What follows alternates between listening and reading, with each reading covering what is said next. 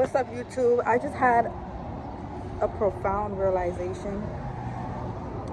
I'm literally at McDonald's, and I literally had to step out because we're playing music, and I'm like, I gotta talk about this shit I just realized. So, you know how we are the fallen angels, right? Your lower self is the you that fell. Your higher self is who you were before you fell. It's the original point. It's God. It's the angelic you. Your current self is the fallen you. Okay, so boom. Your higher self being who you were before you fell, the only way that version of you still exists as a whole separate entity that's able to guide you and send you synchronicities and messages through other people and come to you in different forms and come to you using multiple different vessels. The only way that's possible is through your connection to who you once were. It's through you, it's because you remembering and never forgetting who you are.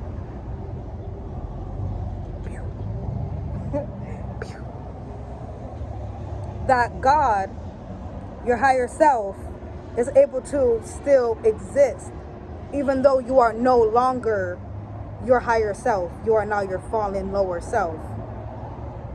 She or he or it is still able to exist as a whole separate entity that knows everything and knows you to a T and knows how to, the quickest and fastest way to get you to point A to point B, that knows what you want before you even want it. The you that created you, your body in your mom's vessel, the you that created your life, well, if you release control and just abide by it, literally creates your life in miraculous ways that sends you messages and synchronicities and sends people to you as a vessel to speak life into you whenever you're down or whatever you need it. That is literally you that is behind all of it. It's the angelic you, the higher you, God, right? And it's just like, I literally realized, because I was like, okay, because I look, because, you know, as above, so below. I always make things have to make sense, like, because if it can't be applied to something that you see in everyday life, in everyday reality, if it can't be applied to that, then it's not true. It's just because spirituality, there's a thin line between crazy and spirituality. So you always have to tie, when you're going down these rabbit holes and jumping around in your mind, you always have to tie it back to real life, so you know that you're not going fucking crazy, okay? So my phone's gonna die. I have to make this quick. So I was like, okay, how do I see this concept in real life? Where do I see this concept in real life, right? So when you're an adult, oftentimes adults are fond of children, and oftentimes adults look back to when they're younger, or just elders, they look back to when they were younger, and they wish they could go back, because they see clearly all the mistakes that they made, and they see clearly how they could have, the right, correct way they could have moved and did things had they whatever, right? But they know better, but when it's already too late. You see what I'm saying?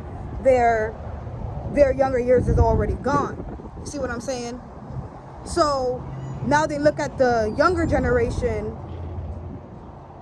and they look at their grandkids and just the young people with such a fondness and wanting to do nothing but guide them and help them and lead them. Me personally, I changed over time. All of us, as we get older, through our experiences, shape us and change us. You are your experiences. Your experiences made you, not Jesus Christ, a word. Anyways, through your experiences, you are shaped and you are molded into something new, something different.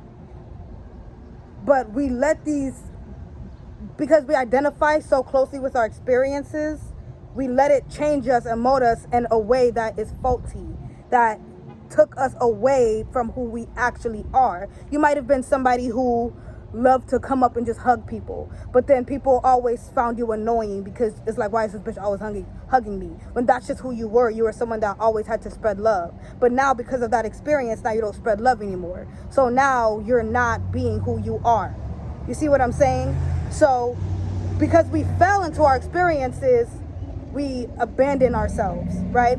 But through remembering and not forgetting who you were, even though you may not randomly come up and hug people anymore because of your experiences and because the trauma might have been so traumatizing you can't even force yourself to do that anymore, as long as you remember that you used to be somebody that was full of love, and you just been through what you've been through, and you just can't allow yourself to do that anymore. As long as you know that and you are connected to that truth, you're good. That part of you still is you, and it's still within you. You are still that person. You see what I'm saying? But if you completely forget about those experiences and you just are the way you are today, you do no shadow work, you don't question yourself, you don't think about why you do certain things or why you act the way you act, you don't go down memory lane to try to put the pieces together of why you are the way you are today. If you don't do that, then who you actually are and who you were doesn't exist, and it's no longer you, because you don't even know who you are. How could anybody outside of you know who you are? It starts with you have to know who you are for you to still be who you are. You see what I'm saying? So if you forget who you were before you let the world and your experiences change you, you're no longer going to be that. You are no longer going to be, I just saw my coworker, she didn't see me though. You are no longer going to be that. And so that angelic higher self part of you that is the real true you is forgotten and does not exist anymore. You do not exist anymore. You are not the current you. The lower you is not connected to source. That is source.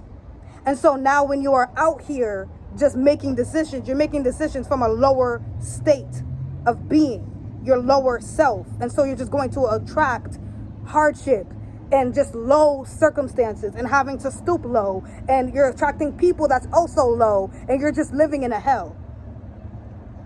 You see what I'm saying? So you have to, if you don't know, because when you're a kid and you're just being a kid, you don't sit here and really recognize yourself.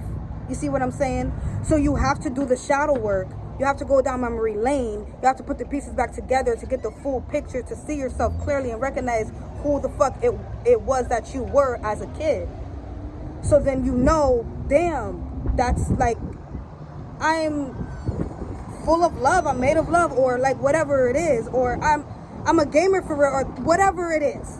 But you have to do the shadow work so you know who it is that you actually are. And even if you cannot go back to it, because honestly, I'm not gonna say it's impossible, but you can't really go back to who you were. You can't really go back. You can never fully be who you were, but you could imitate who you were. You could be like God. You see what I'm saying? You could be like source. You see what I'm saying? Just to keep that part of you alive, to keep you alive, to keep your truth alive. You see what I'm saying? So you can live your truth and walk your truth. You see what I'm saying? So you could be a soldier for God.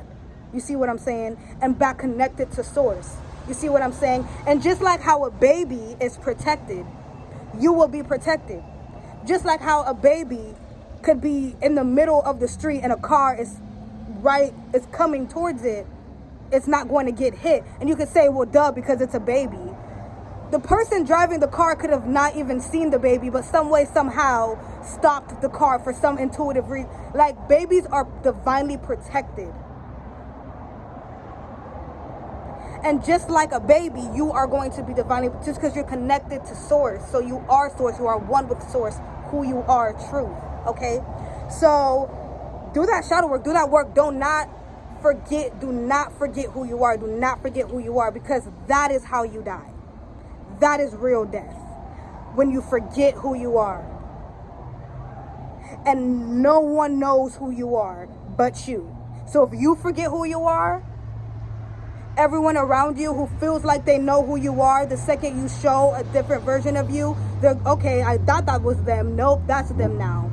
You see what I'm saying? It's nobody's job to keep that connection to your truth but you, because it's your truth. And no one even knows what your truth is but you, because you're the only one that lived it. So don't go through a spiritual death and forget who you are.